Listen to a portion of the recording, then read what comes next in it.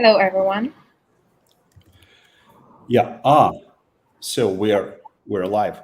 Hi everyone. So welcome back to Fuelarts online webinars, ArtTech and NFT series. And today we're going to speak about the key events which define the face of the ArtTech market in the first 6 months of 2022. At the end of each period, it's obvious, it's customary to summarize the information, the key events, key numbers, and we will for sure sum up the investment results of the first half of 2022 in our report, which is going to be released in September. But now I would like to talk about the events which determine the face of the recent 6, even 7 months. And today I decided to invite a part of the Fuelarts team. It's quite common to disclose the faces. Last week, Bored Ape Yacht Club founders disclosed the faces of their founders. So today I'm happy to present you my colleagues. Daria Rzhavtseva, the business development manager of Fuelarts. Also, Daria is responsible for the Fuelarts fund pipeline. Hi, Dasha. And Olena Yara, who's responsible for all the SMM activity. She's an SMM, a social media marketing manager, and Fuelarts community supervisor. Hi, Olena. Hi, everyone. Yes, also we must remember not only the danger of the bear market or geopolitical instability or trade wars or military actions which are happening now in the world, but also about protecting our health. COVID is not going anywhere. That's why, unfortunately, we're missing today our fourth colleague, Sonia Stubblebine. We all wish her the soonest recovery. Sonia, we are standing for you and for your health. Please take care and return to the Fuelarts team as soon as possible. So good. Let's move forward and determine the events. I mean, there have been hundreds of events, and those who are subscribed to our regular weekly newsletters, they know those events more or less. Every week we highlight those events, but now we would like to summarize, starting, months by months from January. So in January, the main three events were January has started with the news that OpenSea raised a 300 million investment, which made them the first industry decacorn at 13.6 billion valuation. For those who do not know, what does decacorn mean? So decacorns are the companies who have valuation more than 10 billion. So in our ArtTech and NFT sphere, the first and until now, the only decacorn remains OpenSea. So yeah, there have been several speculations like, okay, how did it happen? I mean, everyone predicted the start of the bear market starting from the end of December, when the crypto total volume went down, but OpenSea raised 300 million. Well, I can say that such investments rounds are planned long ahead. So let's say, according to our information, OpenSea have started raising that 300 million investment, discussing that with their investors long ahead in the middle of 2021. So everyone was looking into what would happen in February. Will the total amount of investments in ArtTech and NFT ecosystem decrease? We'll see now. Also, tremendous news that the investors also understood that the brick and mortar traditional physical art and tech market, as we call it. I mean, those startups who are dealing with physical artworks, they need support. So ANCA, the physical art marketplace of African art, contemporary African art from Cote d'Ivoire, raised 6.1 million.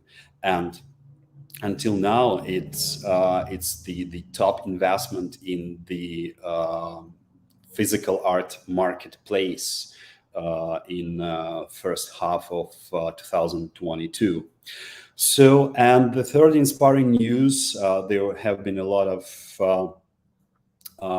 discussions about the gap between traditional art and NFT collectors. Like traditional art collectors, they do not understand the values, I mean, in general, of digital art, and vice versa. Digital art collectors do not respect. Someone might have said that they didn't respect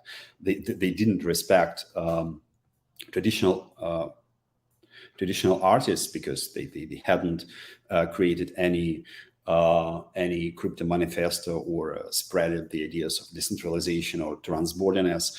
But Van Contemporary, the top online art gallery, launched its digital sales department.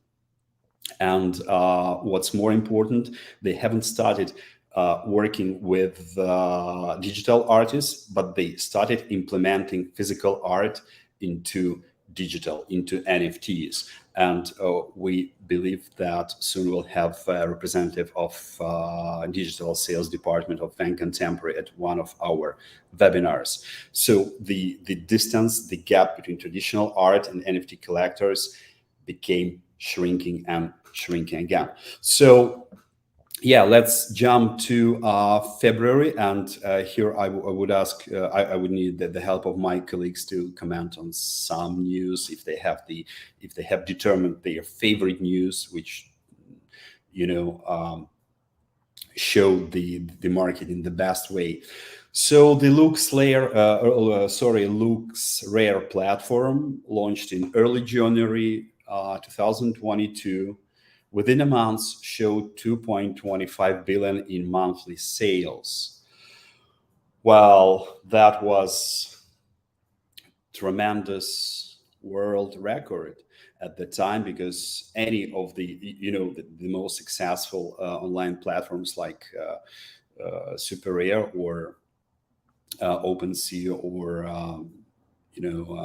Known Origin or Maker's Place, they were launched they were founded back in 2018, 2019. So none of them have reached such tremendous results, but LuxRare did. And that was quite a shock for the community. But if we look at the results of LuxRare, I mean, the recent results, the results in sales, what happens with them in, let's say, July and beginning of August, let's say, in the last 30 days, according to DappRadar analytic platform, the total amount of the volume of sales at LuxRare platform decreased significantly. So in recent 30 days, it was only 95 million. So unfortunately, they couldn't develop that success. Also, you could find some information. We can't rely on that, but you can find the links that some of the analysts from the crypto market, they assumed that more than 90% of trading volume on LuxRare linked to wash trading. We're just transferring this information. We can't comment on that. So the next news is German artist Nicholas Costella placed a golden cube worth nearly 12 million in Central Park, launching a cryptocurrency alongside his physical work. So that was the first example of the large-scale trend we are witnessing now of merging physical art and, let's say, physical sphere of art and digital art, metaverse, crypto, and NFTs. I should admit one fact, being an art economist. I should say that there is a small difference between the worth of art, I mean the appraisal, the how much the art is estimated, and the fair market price. So when someone says that this art is worth, let's say, 12 million, it doesn't mean that people are ready to buy it for that price, like it happened with when Damien Hirst released his famous diamond skull, saying it's worth 100 million. No one knows exactly what had happened next. Did he receive that money or not? I mean, officially. So the third news, yes, Animoca brand and Animoca brands, they gamify, let's say, the gamify company famous for launching Axis Infinity and many other games, I mean, blockchain games. They received nearly 360 million. That was the top investment in gamify related to art, because not all the gamify platforms, we at Fuelarts, we see them as we include them into the ecosystem of ArtTech and NFT. So let's move forward. We have another 3 news in February. Yes, Pace Gallery, and last week at our webinar, you had a chance to speak to fantastic representative, to Ariel Hudis, the head of Pace Verso. So Pace Gallery launched their NFT marketplace.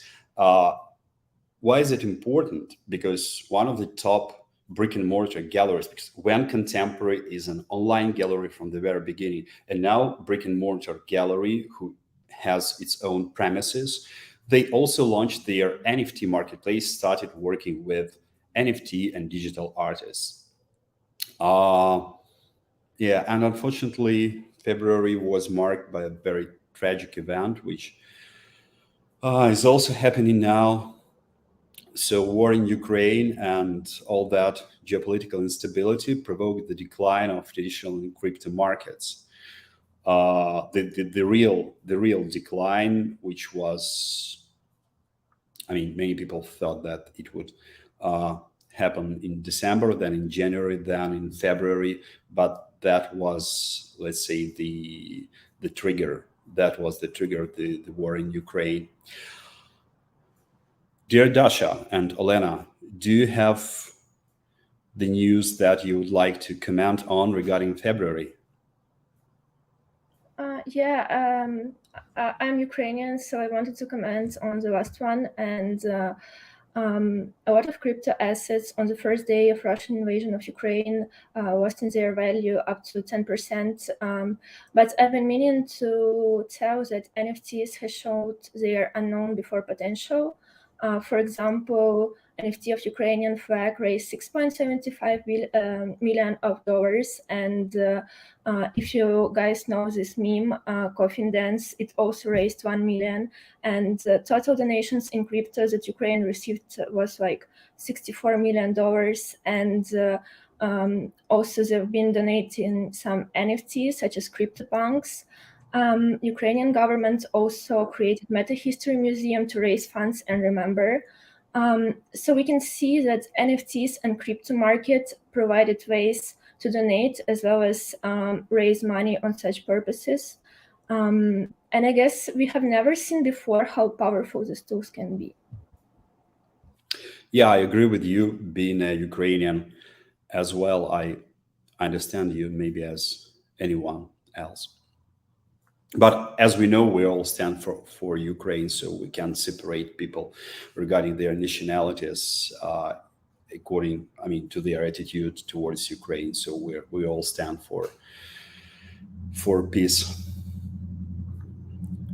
Dasha. Yeah, I think I will start with the March a bit later. March. With March. Okay, let's do with March. Let's jump to March. After the war in Ukraine has started, so the startup centers moved from the CIS countries to the United Arab Emirates, Indonesia, and Portugal. I mean, there have been 3 big centers of startup activity, and also quite a few important art, tech, and NFT startups have been developing there. I mean, Kiev and Kharkov in Ukraine. I mean, Minsk in Belarus, a lot of Belarusian programmers. And Moscow, those who, I mean, the startups from Russia, they also moved. So most of Russian startups were spread between Dubai and Bali, and a lot of Ukrainian startups, most of them, as well as investment firms from Ukraine, they moved to Portugal, the new European NFT center. And Belarusian companies also are spread now between Dubai, Bali, and Lisbon. So now we can say that the representatives of Eastern Europe just went. I mean, just left that region and found themselves in different conditions. But of course, for a startupper who doesn't need a lot to proceed with his, I mean, main activity. I mean, all the entrepreneurs, all the startups, they can. They are one of the most survival, let's say, groups of individuals, groups of entrepreneurs. But that's our reality. Also, Immutable, which is now recognized as the blockchain because they have their own blockchain. But first, their concept was in the sphere of management in digital asset ownership. So for that, they raised 200 million.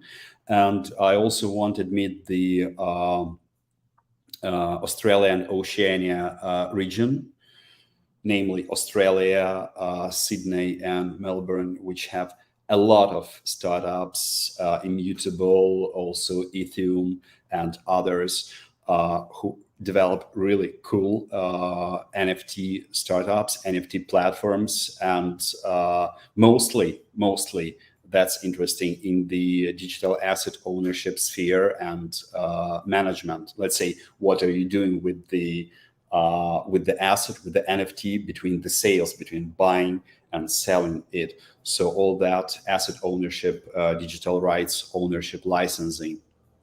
So investors, keep an eye on Australia region, and young startups, just use your older colleagues from Australia as an example.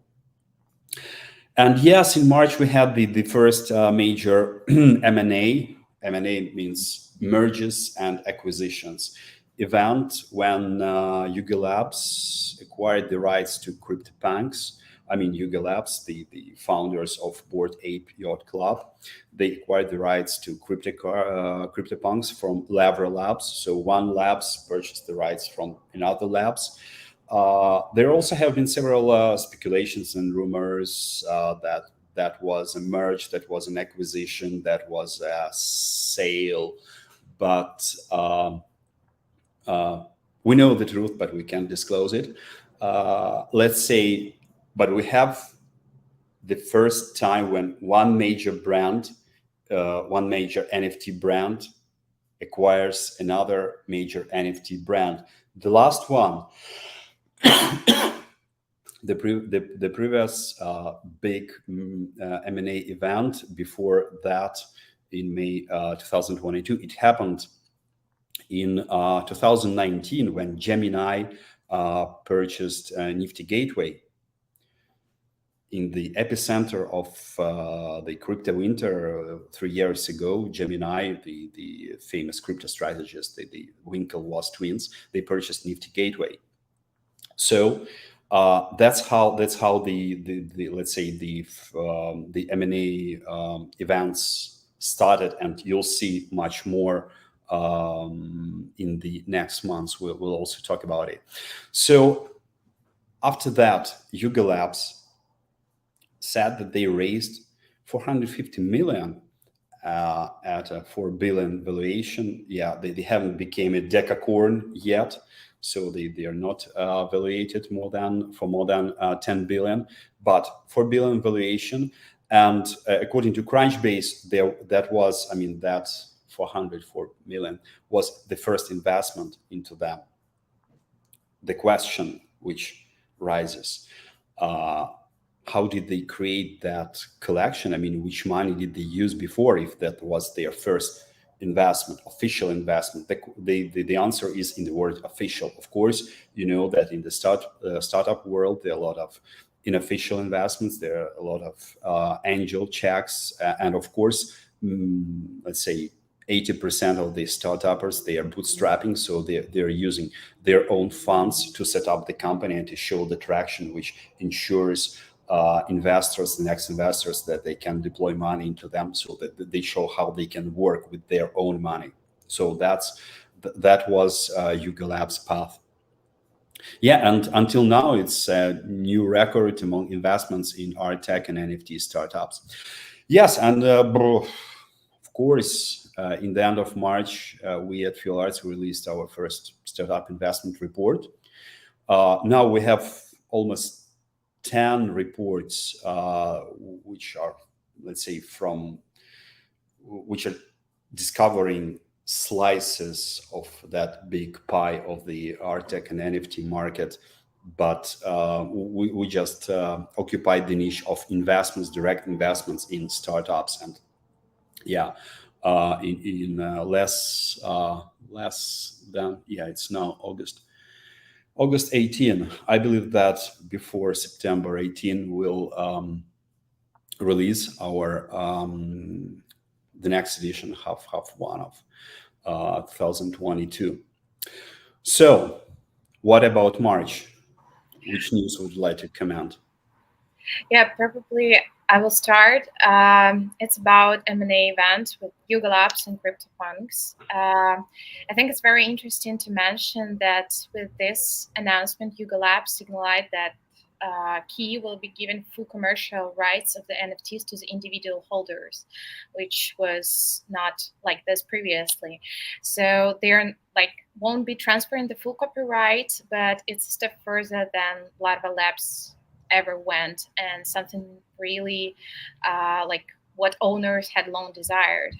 And I think it's very interesting. And also about Yuga Labs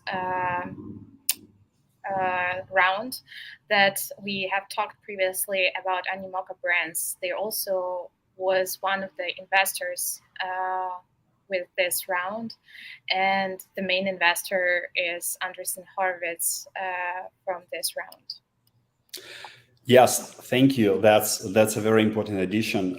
Let's see. Animoca Brands received their own huge investment in January, and in March, I mean, 2 months later, they already have started deploying that. I mean, a part of that amount using their venture arm. So being a strategist, what defines a real strategist?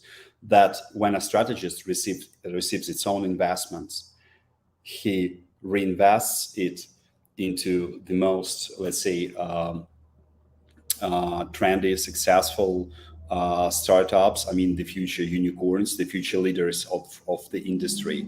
And probably we'll see in the next year another blockchain game by Animoca Brands, which will have bored apes or less bored apes as the game heroes. Who knows? I've been also meaning to comment on Immutable raising money. It's basically a platform that gives you tools to add NFTs into your game. It will be right now. It will be an improvisation because I recently watched a video about pandemic. So imagine yourself, you live in poor country, and you basically have no. you have no chance to go to work tomorrow and today. And Axie Infinity, which is play-to-earn game, empowered a lot of people in this poor country. So they've been meaning, basically it's a game where you have Axie and you somehow interact in the game to earn more Axies, which you then convert into dollars. You can earn up to $100 to $200 each month. It's not a lot of money, but still it helped a lot of people to survive pandemic. That's why I feel a lot of respect for this industry. And I've been meaning to tell that later on, Immutable launched their venture fund for $500 million, also to support and develop Web3 gaming, which is pretty exciting. Yes. Yeah, very nice addition. Thank you, Olena. Actually, I'll add one more sentence. When you speak about Immutable, it's quite hard because I said that digital asset ownership, like it means that Immutable represents the management startup, or let's say management link of the value chain, let's say creation, production, trade, management, and analytics. But at the same time, they have their own blockchain, and they have they have their own venture fund. They will have their own metaverse, and I would say that Immutable is all in one. So it's the we can't even define now how it will be called in the very end, because it's a brand new, let's say, structure, the brand new the brand new link, which refers to like the newborn universe all in one. So yeah, let's track their activity, but we're very inspiring of what Immutable are doing. Let's jump to April, please. So April, yes, OpenSea Sandbox, another gamify platform, were listed among the 100 most influential companies according to the Time magazine. You know, Time magazine loves ratings, a lot of they love to structure everything. But the fact that OpenSea Sandbox among 100 most influential companies, I would also add Yuga Labs there, because from my perspective, if tomorrow Yuga Labs tweets that everyone starting from, let's say, September, let's wear pink, so we would definitely, if not wear pink, but just check if we have pink clothes in our wardrobe. But if OpenSea says, okay, let's wear pink, we'll start hesitating. So, I mean, what does an influential company mean? It means that they can, follow their audience. So I would definitely add Yuga Labs here as well. Then Binance, one of the most famous and the biggest crypto exchanges cooperated with the French NFT startup accelerator Station F to invest 100 million euro in its graduates. There have been no other news regarding this cooperation, but that was also the beginning of the trend where big online crypto exchanges and blockchains like Solana and Tezos and Polygon, they also started thinking about acceleration of their own startups, about incubating them in the form of either accelerator or venture company builder, VC company builder. Yes, let's follow. That sounds very inspiring. The more startups are being accelerated, the better. So then London-based metaverse startup Improbable raised 150 million. We also put that in the list of the main news of the last 6 months, because we have a metaverse. So we had a large-scale blockchain, or let's say rights ownership, like Immutable. They raised money. We saw the how the production company Yuga Labs raised money, the large-scale marketplace, and the metaverse. Finally, the metaverse raises more than 100 million. And also, it's fantastic result for non-US startup or non-Chinese Hong Kong startup to raise this fantastic amount of money, or let's say non-Australian startup. So London market, according to, I mean, in terms of ArtTech and NFT. So it's obviously not the largest market in terms of volume of the investments.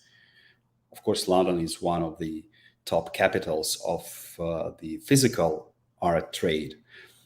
But regarding digital art market and NFTs, yeah, compliments to the investors who believed in improbable. So then we had Tiffany & Co. Vice President Alexander Arnault converted his CryptoPunk into physical pendant. By means of that, he just showed his audience that, hey guys, NFTs are not poisonous. I mean, I remember how in ancient times when some, let's say, ambassadors or delegations from one country came to another country for negotiations or to help negotiations regarding the stopping of war or some trade activity. So the housing party, the ruler of the country, of the accepting party, he started eating the dishes first, showing them that it's not poisonous, so trust us. And that's how now we say cheers. It comes from that. So cheers means that I'm drinking the same wine as I gave you, so trust me. The same. Tiffany, they belong to Louis Vuitton Moet Hennessy group of Bernard Arnault, the famous art collector. And we know a lot of activities in the physical world by Bernard Arnault. So yeah, that means that the top brands from the physical world started showing their, let's say, loyalty towards NFTs. That was a sign. Okay, guys, I'm wearing it, and now Tiffany converts other NFTs into pendants and other jewelry. So Coinbase launched an NFT marketplace, another large crypto exchange. They launched their own NFT marketplace that also started the trend where crypto exchanges started launching their NFT marketplaces. Then another report, Non-Fungible released their first yearly, because before that they had quarter reports, half a year report, because the NFT market wasn't that big to make respectful reports. But in April 2022, first time they had their yearly NFT market report, two versions, one free and the other one you should have paid for it. It's really worth paying. Trust us. And it was focused on transactions, and also Non-Fungible pays attention towards the blockchains which are involved into operating into the transactions of that digital assets and NFTs. We have another 3 news from April, if I'm not mistaken. No, we're done. So yeah. What's your favorite? I just wanted to comment the news about Binance and accelerator. what is interesting that besides providing financial support, Binance advised French crypto startups on token economics and help them with their initial token sales. And it's quite interesting that Binance choose to support especially this accelerator, and founder of Binance said that France is uniquely positioned to be the leader of the industry in Europe, and that's why they choose France accelerator to support its graduates. Sure, France is the capital of digital art in Europe because Sylvain Levy, one of the famous collectors who did the most for the development of digital art as we know digital art for now. So we were obliged to Sylvain and his activity and his DSL collection.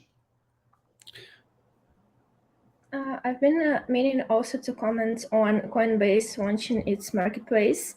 As understood, the idea was to make some kind of marketplace with social media where you would be able to comment under NFTs, kind of like Instagram profile, but instead of photos, you have NFTs, which is pretty cool and strong idea for the community. And everyone was really excited before the launch when the beta version was out.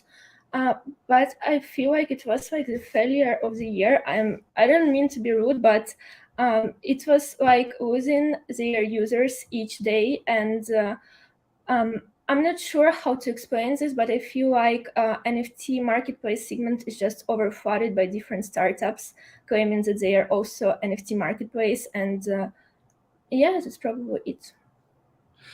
Yeah, thank you for your opinion, Olena. I agree with you that, first of all, that the NFT marketplaces in general, they require more interaction with their audience in terms of social media activity, not just to share the purchases, but to comment there. Like the next step, in my opinion, would be the let's say the combination of the marketplace and social media. Social network. Yes, and media as well. Let's see who will be the first, and maybe he will become the winner. So let's jump to May. In May, we, the market started thinking about, rethinking what NFTs are, and maybe in terms of the bear markets, we should start getting back to the physical art market because it also has some benefits, and in terms of investment, it's much more predictable because it has at least 300 years of public sales. So, but anyway, in March, OpenSea set a new daily trading record, almost $500 million, which was quite surprising, but that showed that besides of, in spite of the decline in the crypto assets, we have a lot of new buyers because in 2021, the most of the buyers who purchased NFTs, they had their cryptocurrency before, so they had what to spend. And starting from 2022, according to some researchers, more and more newcomers are coming from the fiat world, so they understand, okay, the Ethereum dropped down, so maybe it's a better it's the best time to purchase some Ethereum while it is quite cheap and buy some NFTs. And that was one of the key factors, I would say, that provoked the let's say the raise of sales in May and in June. at the same time, I mean, the purchases made by newcomers to the market, which hadn't previously hadn't had an experience of obtaining crypto. Also, Tesla's blockchain's foundation launched quite modest, as we can see, but 1 million fund to collect NFTs by African and Asian artists. And that's really important, because we have to support emerging markets. We have to support emerging countries. And as we said previously, we mentioned the Anchor startup, Anchor market, physical, online marketplace of physical African contemporary art. And now we see that one of the top blockchains, like Tezos, they also launched a fund to support African and Asian artists. Yes, and the third news, ArtTech release its fractional ownership of art. Part 1, if to be correct, a research in the form of a large-scale article about fractional ownership. When we see fractional ownership, first we mean physical art, but fractionalized in digital terms and by means of technology. And also this morning, ArtTech published the large-scale report, which also contains numbers of in terms of investments made in fractional art assets. So as we said, the attention of the collectors started a bit not shifting, but they started at the same time looking at NFTs. They started at the same time getting back to physical art, more predictable art in terms of the bear market and the declining global economy. We have another foreign news in May, if I'm not, yes. So Venice Biennial, yeah, if our, let's say, today's review have started with December 2021, we would have definitely included the presence of Tezos Pavilion at Miami Art Basel, which captured the attention of the audience. And that was even more than several large-scale physical galleries. But here we had the same. We had Singularity Pavilion at Venice Biennial, and it was crowded. It was really crowded, and the let's say the amount of people there was even bigger than that in brick and mortar traditional pavilions. The sign of our digital times. So also Super Rare platform announced the opening of its own physical gallery in Soho, and we at Fuelarts we've been there at the opening. So yes, that was like a test, in the test mode, like a pop-up gallery for 3 months.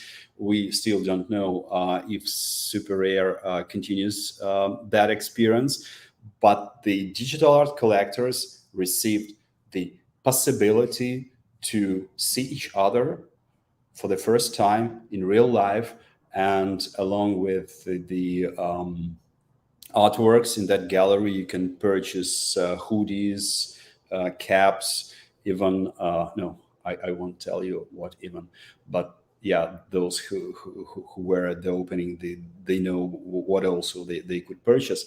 A lot of stuff. And and after that, we see New York people in Super Rare hoodies. So it's not only about digital assets, but as we say, any successful online company should have its own offline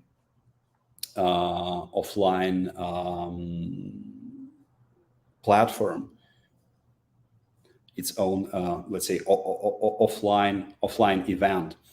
Yeah, and the last news, the first world's NFT museum opened in Seattle. Yeah, that wasn't that was a private initiative, and but yeah, earlier we said that the NFT market and digital asset market, they do not also they do not require only marketplaces or reports. They also require academic support, which means academic institutions like biennials, like museums, like researchers. And what defines a museum from, let's say, gallery? Because it's not about displaying art, it's about continuous research. Because in a real museum, let's say 90% of the work is behind, we can see it, but researchers are studying that artworks. So we'll be keeping an eye on the NFT museum in Seattle, and if it's a real museum, it will continue its research work, not only displaying the artworks. And also the museum should buy artworks, not only look for gifts. Dear colleagues, what would you like to comment on? Yeah, I wanted to say a few words about the Central Art Pavilion, because Fuelarts was happy to be there also, and to watch all the artworks. They were presented really great artists there, like Hakatao, Kevin McCoy, also people. And from my point of view, it's really great that this year event provided a place for NFT presentation, and we also had a talk with the people from the pavilion, and was several questions about why the Central Art Pavilion was not created in metaverse, which might be logical, but like the event and the partners really wanted to bring it physical to the physical world, and to show people and the guests these artworks, because it's very, very interesting connection between digital and physical. Yeah, I mean, the short answer why it didn't take place at Metaverse, because they haven't invited Sylvain Levy as an advisor of the whole digital biennial. So otherwise, it would have been in the Metaverse. I wanted to comment on Tezos Blockchain Foundation.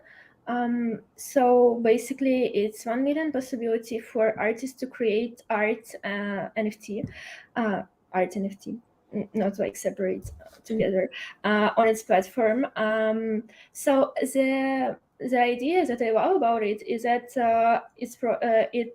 this project is managed by Missam Hariman, who was the first Black photographer to shoot the front cover of Vogue magazine, which is really amazing. And what I wanted to say is that the idea to empower artists from regions that are underrepresented in the NFT space is so powerful, because we can see a lot of injustice in traditional art space. But with decentralized organizations that we have today in this space, it's quite amazing how we can change it, actually. Thank you. That was the both editions were perfect. Thank you. So June. Wow, we have 8 news, but we'll just shrink them in short period of time. So David Zwirner, the other top physical gallery, they unveiled Consignments, the new online app to connect gallery experts with art owners. Yeah, well, what does it mean, connecting gallery experts with, or how connecting gallery experts with art owners differs from trading art? Let's say we hope that the representatives of David Zwirner, and namely persons responsible for Consignments app, will be the guests of our upcoming webinars, and we'll ask them. But it's another sign that the physical galleries, they still believe in art and tech.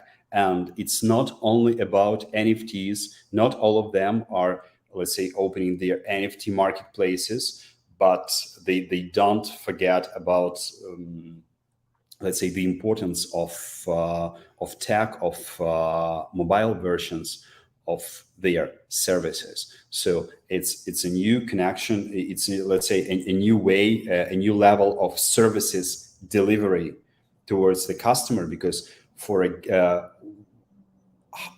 why do people choose this or that gallery? Because of their brand. Not only, it's the level of trust. So let's say David Zwirner, by means of consignments, they are delivering their trust through mobile app, as we see it. So yeah, the two news from museums. The Metropolitan Museum of Art announced a 70 million digital upgrade, and Guggenheim Museum and LG unveiled an ArtTech initiative. So the difference between those news, yeah, the two top world museums and the two top New York museums. So along with Whitney Museum of the History of American Art, but two of them simultaneously announced their move, the next steps towards digital art. The only difference is that Metropolitan Museum of Art will not displaying NFTs yet, but they want their let's say, permanent collection to be more and more displayed. To be, let's say, displayed in a more and more up to date way. And we should put a stress here in this particular news that the ArtTech ecosystem as we know it should be grateful to museums who first initiating using, let's say, websites and social media, and started making mobile apps even before Artsy appeared and other, let's say, famous online platform appeared. We already had, the museum world already had Google Art project, which has resulted in Google Cultural and Arts. And the museum world already have implemented augmented reality and created several mobile apps like yours, Vincent, and at Van Gogh Museum back in 2009, September 2009. So we have to be grateful to museums for introducing art and tech to the art world. And now museums are, trying not to lose the speed of the development of the market. And LG and Guggenheim Museum, let's say, they will be, the cooperation is based on providing the displays. And that's an interesting thing, that on that displays, we could expect NFTs as well, because Guggenheim is known as, let's say, less conservative museum with fresh ideas. Yes, Andresen Horowitz. Wow. Yes, please return back. Andresen Horowitz, the one of the top art funds. Yeah, I wish it would. I wish it were so. So one of the top asset management companies, venture capital funds, they raised a special dedicated 4.5 billion fund to deploy in NFT infrastructural startups. By that time, it was the biggest niche fund. Let's say in several months, the other guys from Lightspeed announced a 7.6 billion fund focused on Web3. But at that time, that was a sign for the market. Hi, do not stop. Startups, do not stop your activity. You will have a lot of money. We still have a lot of money even during the bear market to deploy in you. So don't lose your speed. Yes, next one, please. Our friends, our dear friends from the digital art fair, the first digital art fair, KADAF, which was launched back in 2019. So they finally launched their own NFT marketplace, and that was tremendous news. I mean, everyone in the community were asking, "Oh, but haven't they done that before? They should have done that long before," because KADAF, they knew for many years they were the epicenter of the, let's say, of the digital art in terms of the collectors and artists, and they were like a lighthouse for the both parties, and all the, let's say, developments on the top level in the digital and crypto art was with KADAF's involvement. But only now, yes, being a traditional art fair, they then, when the pandemic started, they moved into digital. Into online, and finally they released their own NFT marketplace. We congratulate KADAF and Olena and Andrea, the two co-founders, with that tremendous event. Solana NFT marketplace Magic Eden raised 130 million. Yeah. What's interesting is that Magic Eden is positioned as Solana NFT marketplace. So like it's the branded NFT marketplace, branded by blockchain, which, I mean, the full name defines the, let's say, their path, defines their positioning in the ecosystem. So yes, more and more blockchains are starting creating their marketplaces because they want more and more startups to use their technology, as we predicted in the end of 2021. 2022 will be the year of the struggle between blockchains. And yes, we have the two last news of June, the two acquisitions. First, Uniswap Labs, Uniswap, another crypto exchange, and their Uniswap Labs is their, let's say, production facility, production company, research company. So they acquired the NFT startup Genie, the digital analytics startup, and then eBay, not from the crypto markets, let's say from pure online, from old school online, they acquired Known Origin, an NFT curated marketplace. We also have to mention here the acquisition of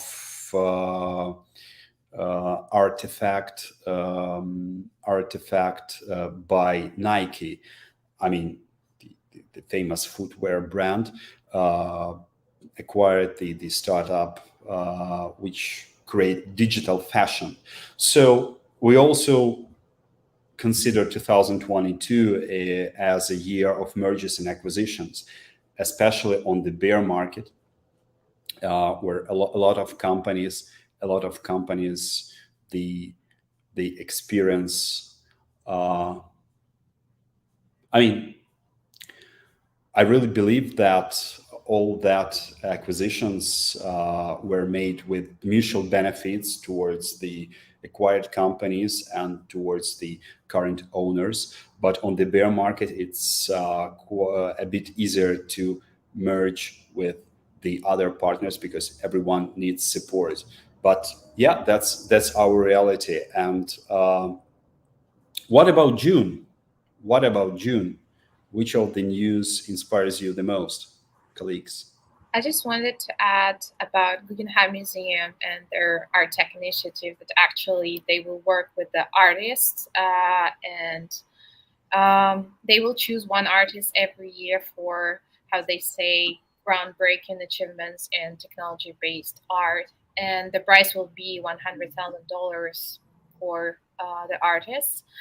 And also one more, about the David Werner app. What is really interesting that this gallery, they working with technology for a long time, and in May 2020 they launched online viewing room, and then they launched platform.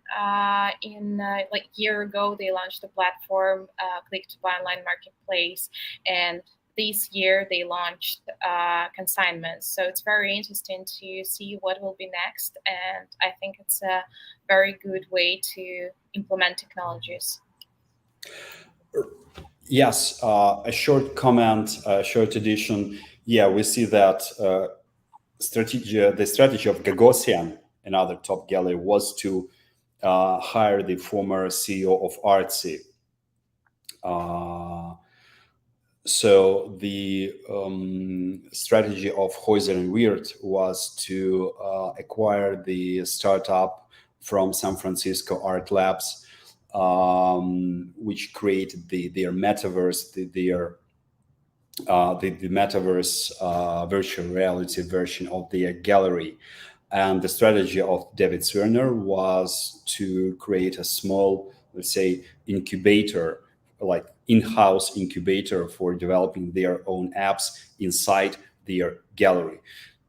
The reply of Pace Gallery, the other top gallery, is to create their own NFT marketplace and a venture arm. And let's see what the others would do. We have Acovella, we have Perotan, we have a lot of others. I mean, not so much others, but yeah, let's see what would be their reply. Olena, we haven't forgot about you. Thanks. So I love the news about Magic Eden. The reason I love it is because we can officially call them unicorns, which is really cute. Okay, but basically it's platform on Solana, and it also holds like 90% of all Solana NFT ever. Like they share 90% of Solana NFTs, which is huge. And later on, they also announced its venture arm that focuses on Web3 gaming. And this is quite sad. Why gaming? Why not NFT? Maybe, Denis, you have an opinion on that?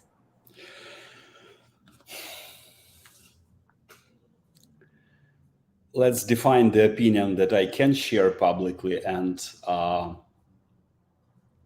cannot. I mean, my opinion is that each company, especially the company who has huge investors behind, it defines their next path, their next, let's say, their next milestones according to the business needs. And as we see, the most of the NFT buyers came from gaming industry.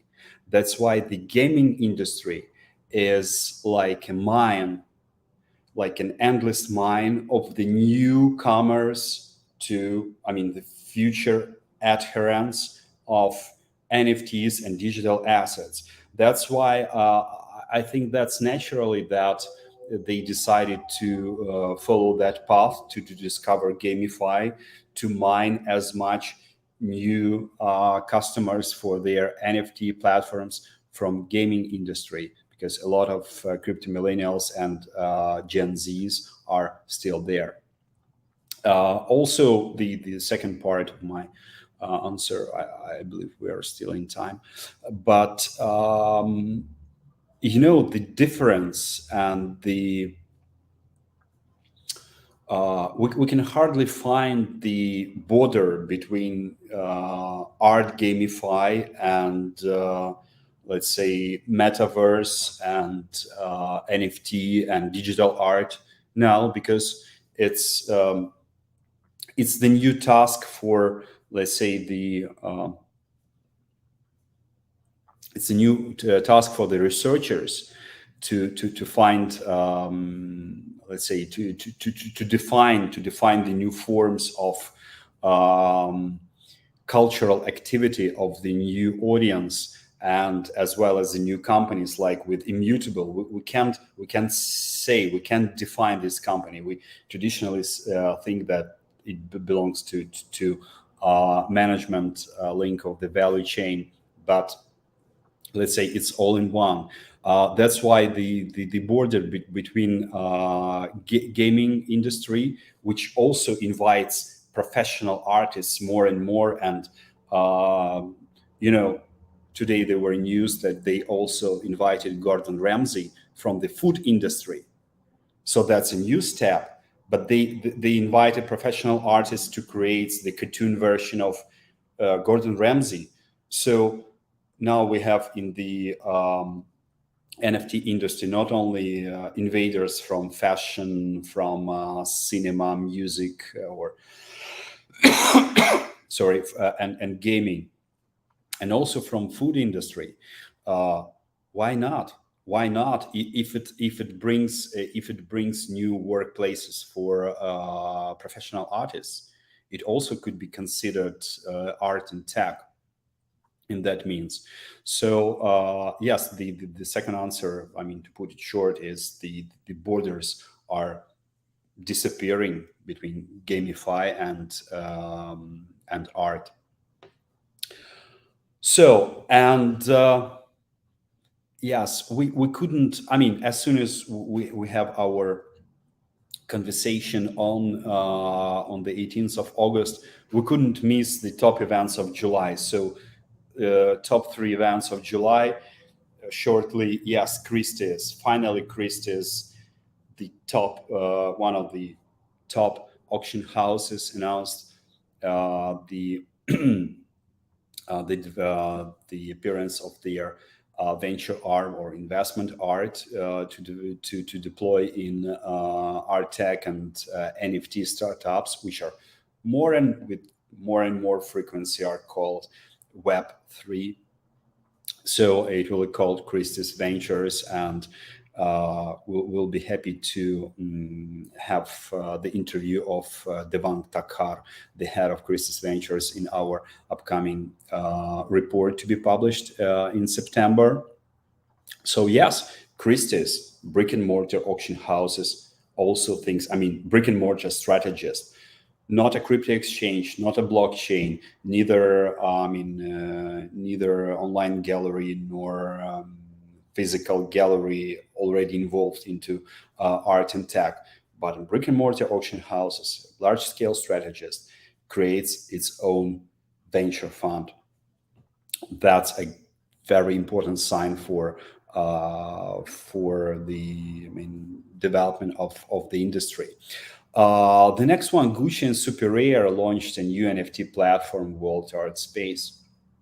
I will also comment that this news has a connection with the previous one because Gucci belongs to Gucci as a brand belongs to Kering management company, which belongs to Francois Pinault, who also owns Christie's. So Gucci and Christie's are like cousins in business means.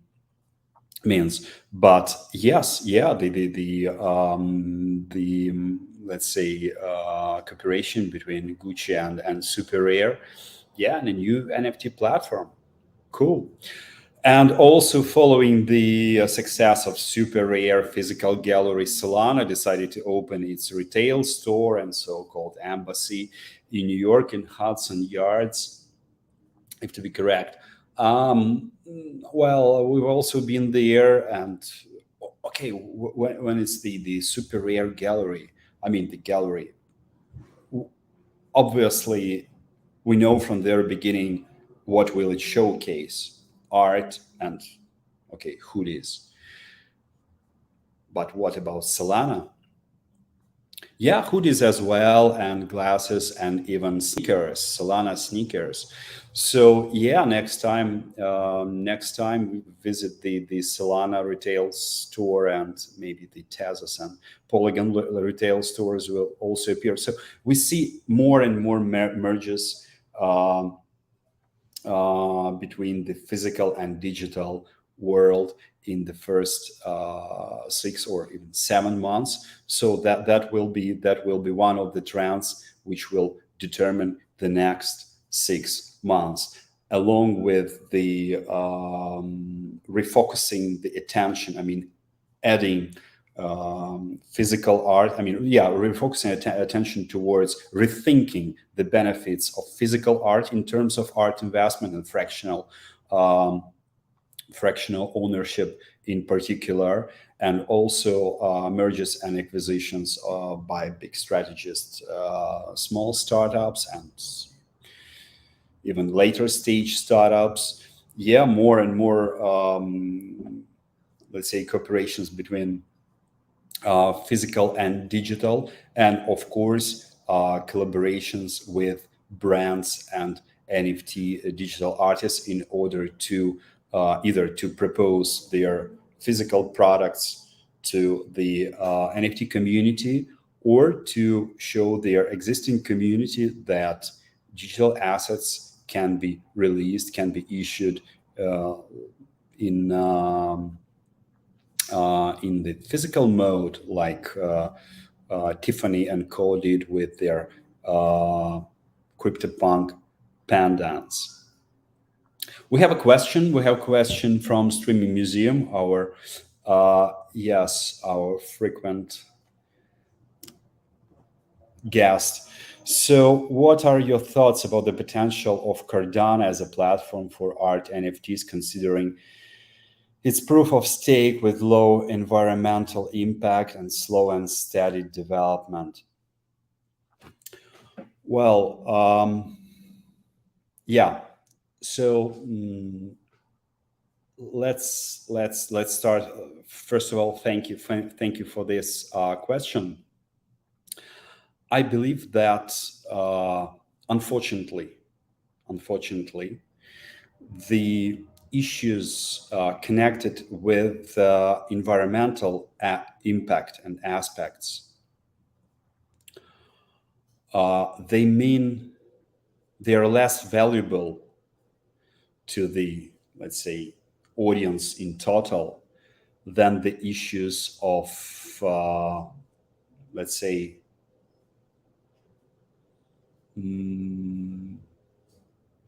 financial benefits first, then security, and then environmental impact only. I mean, a year ago, Cardano was considered as, let's say, the real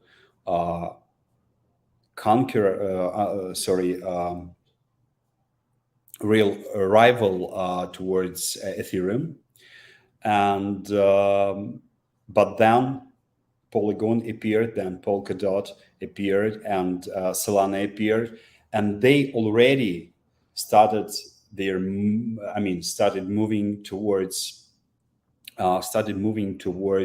NFTs faster by establishing their own accelerators, by establishing grant programs, by supporting young startups to provoke them to use their blockchain. Unfortunately, the activity of Cardano is, shows quite a slowdown in that terms, in my opinion. Maybe my colleagues have different opinion based on the information they have, but I really believe that when it comes to the real proof of stake adoption, the massive adoption of proof of stake, Cardano will play an important role in art NFTs. But let's say we should take into consideration money, then security, and then only environmental impact. In between money and security, I would say the ability to, let's say, the ability to be fashionable, the marketing activity of the, is it fashionable to buy on this blockchain or on that blockchain? What benefits does this blockchain or the marketplace built on that blockchain gives gives a customer and owner of the NFT in terms of showcasing what their collection. So I would say yes, money, security plus showcasing, and then the environmental impact. But we have one of our viewers now who is listening to us attentively is Peter Wojnicki, the one of the mentors and technical partners at Fuelarts. So I know that he has been developing several projects on Cardano, and I'll be happy to connect you after the webinar directly, and he and his group could respond to you in more technical, let's say, terms of your question, especially if your company, your museum wants to implement Cardano in your activity. Yes, we'll do that. And of course, I know who is behind your avatar of Streaming Museum, and that's why I'll connect you on LinkedIn. Good. So thanks everyone for being with us throughout the last 80 minutes. So we try to assemble all the key events to understand what happened in order to make a step forward. So the more we know about the past, the more confident are our steps towards the future. So staying tuned, and see you in a week with the very interesting guest from the Investment Society, from the Fundraising Society. See you, and thank you to my colleagues, Daria and Olena, and we also, again, wishing Sonia the fastest recovery and standing for her. Thanks everyone, bye. Thank Bye. you.